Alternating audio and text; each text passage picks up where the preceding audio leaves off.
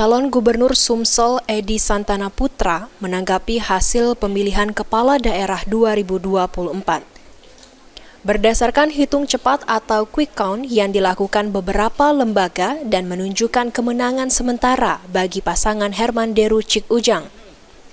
Namun demikian, ESP menilai bahwa hasil hitung cepat sementara atau quick count merupakan sesuatu yang menggiring opini masyarakat.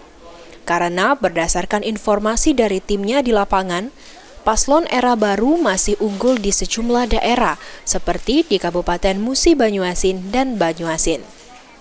Menurut Edi, saat ini kondisinya terbalik paslon era baru Edi Santana Rizky Aprilia berada di posisi kedua dengan hanya meraih belasan persen suara.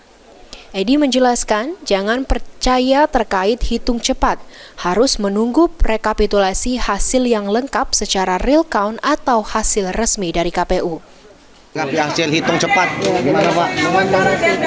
Saya tidak melihat hitung cepat, hanya sepertinya ada penggiringan opini ya.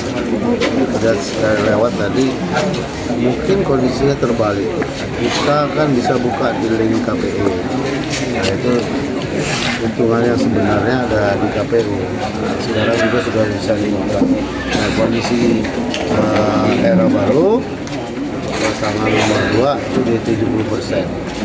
So, ini apa nggak terbalik? Saya kira ini ada hal-hal yang negatif, penggiringan opini itu cepat di juga tidak itu. Jadi jangan percaya itu dulu.